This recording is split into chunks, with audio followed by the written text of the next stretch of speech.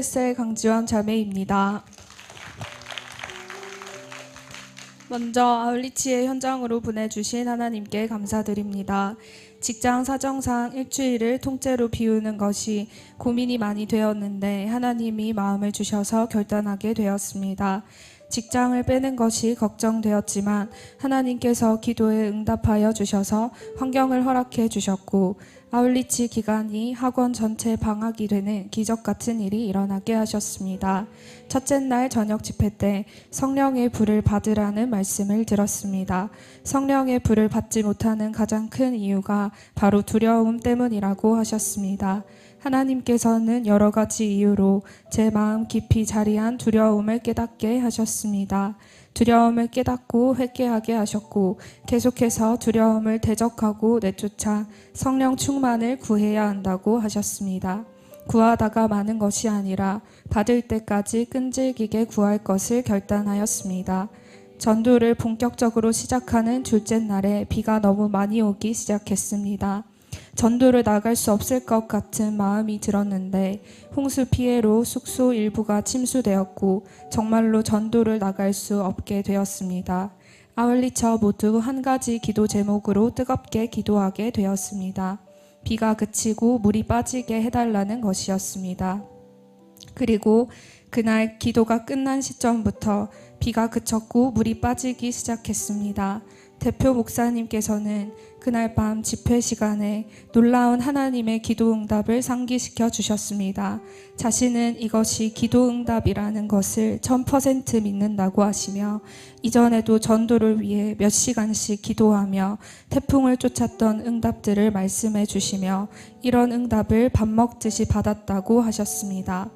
저는 좀 충격을 받았습니다. 하나님께서 비와 태풍을 멈추시고 물이 빠지게 해달라는 아울리처들의 기도에 응답하셨습니다.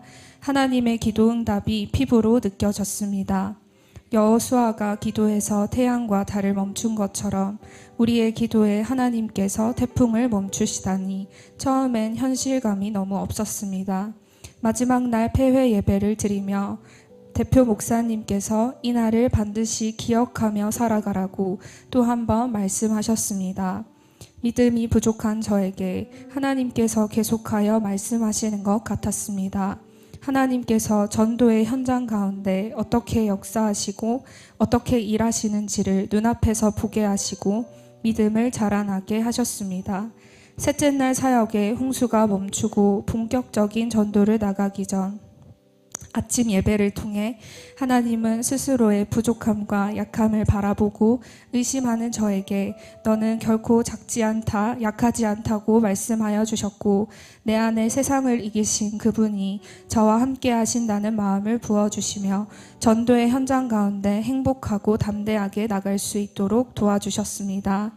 연합하여 선교할 때 교제하고 함께 사역하는 기쁨을 누리게 하셨습니다.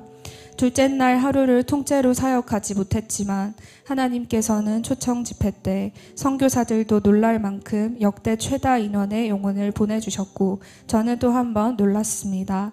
아무것도 아닌 나를 우리 아울리처들을 쓰시는 하나님, 우리를 통해서 하나님의 일을 이루어 가시는 것을 보며 하나님의 일은 하나님께서 이루신다는 것을 마음 깊이 느끼게 되었고 쓰임받는 기쁨과 감격이 가득 차 몇 번이나 울컥함을 참아내었습니다. 하나님은 지금껏 세상 가치에 매여 순수함을 잃어버리고 지쳐있던 저를 매 예배 때마다 회복시켜 주셨습니다. 언제나 진심을 원하시는 하나님이셨던 것 같은데 쉽게 변화되지 않는 제 자신을 보면 어느 순간에는 그런 저의 진심마저도 참 볼품없이 부끄럽게 느껴질 때가 있었습니다.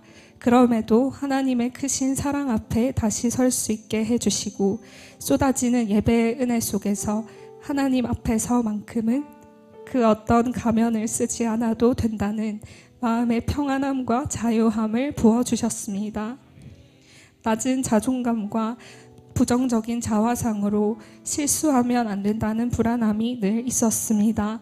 맡겨주신 것들을 누리지 못하며 불안해하고 경직되었던 저의 모습을 아울리치를 출발하면서부터 깨닫게 하셨고 회복의 은혜를 부어주셨습니다. 마지막 헌신의 날 밤에도 하나님은 크신 은혜와 사랑을 부어주시며 자꾸만 연약함을 매이려 하는 저에게 괜찮다고 말씀해 주셨습니다. 스스로 용납하지 못했기에 괜찮지 않았던 나의 약하고 작은 모습들도 진심으로 괜찮다고 말씀해 주시며 평안한 마음과 사랑을 부어주셨습니다. 마지막 헌신의 밤, 센터장 목사님은 필리핀의 현실에 대해 낱낱이 보여주셨습니다. 한국인이 살기에 얼마나 불편하고 열악한 곳인지 자세히 설명해 주셨습니다. 헌신을 이야기하는 자리에서 좋은 이야기를 해도 모자랄 텐데 어려운 이야기를 하시는 이유를 말씀해 주셨습니다. 바로 사명 때문이었습니다.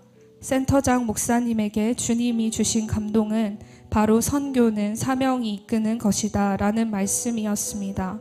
어떠한 상황과 환경에서도 주님이 주신 사명과 비전을 붙들 수 있겠느냐 각오를 물어보시는 것이었습니다.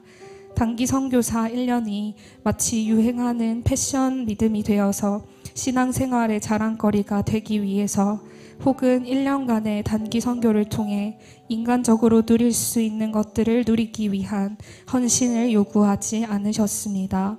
어디에 있든지 예수로 충만하길 원하고 예수를 따라가길 원하는 자, 예수 그리스도를 전심으로 사랑하는 자, 그러한 자를 헌신의 자리로 요청하셨습니다. 사실 저는 선교 비전을 생각할 때 마음이 불탄다거나 열정이 생기진 않습니다. 그러나 한 가지 분명한 것은 제가 주님을 사랑하고 어디에 가든지 주님과 함께 있길 바란다는 것입니다. 오래 황폐하였던 그 땅에 눈물로 한 알의 씨앗을 심는 것, 꿈과 소망이 무너진 그들이 꿈을 꾸고 희망을 노래하며 세워지는 것, 찬양을 할 때 바로 그것이 내가 가장 사랑하는 주님의 소원이자 꿈이라는 마음이 계속해서 부어졌습니다. 그리고 주님을 사랑하기에 그 소원을 이루어 드리고 싶었습니다. 기꺼이 쓰임받고 싶었고 언제나 주님과 함께하고 싶었습니다. 기도하며 내려놓았다고 생각했지만 하나님께서는 한 번 더 물어보시며 내려놓기를 요구하셨습니다. 가족의 안위, 나의 미래, 커리어, 안정, 성공 등 생각나게 하시며 주님께 모두 맡기라고 하셨습니다.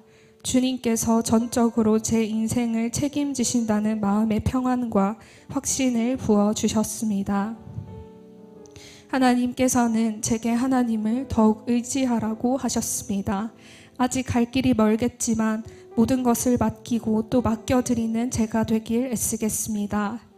우리가 이 보배를 질그릇에 가졌으니 이는 심히 큰 능력은 하나님께 있고 우리에게 있지 아니함을 알게 하려 함이라. 고린도후서 4장 7절 말씀. 아멘. 작고 작은 나를 비전을 품을 수 있는 자로 만들어 가시고 사명자로 만들어 가시는 하나님을 찬양합니다. 그 어떤 것에도 매이지 않고 하나님의 비전에 더욱 붙들리게 되기를 간절히 소원합니다. 기쁨으로 환하게 웃으면서 그리고 묵묵하게 맡은 자리에서 사역하는 현지 사역자들을 몇 차례 유심히 보게 되었습니다. 어느 곳에 있든지 저는 그러한 일꾼을 세우고 제자를 세우는 자로 부르심을 입었습니다. 어디에 있든지 그러한 정체성으로 불러주신 자리에서 겸손히 충성을 다해 맡겨주신 것들을 감당하는 제가 되겠습니다. 사랑하고 존경하는 담임 목사님, 이 좋은 것을 누릴 수 있게 먼저 환경을 열어주시고 보내주셔서 감사합니다. 그리고 무엇보다 저를 이 가치로운 것을 알 수 있도록 양육하여 주셔서 감사합니다. 더 좋은 것을 함께하는 제자가 되겠습니다. 2024 여름 아울리치 처음부터 끝까지 하나님이 하셨습니다. 잘 되고 있습니다. 선교는 회복입니다. 선교는 사랑입니다. 하나님께 모든 영광 올려드립니다.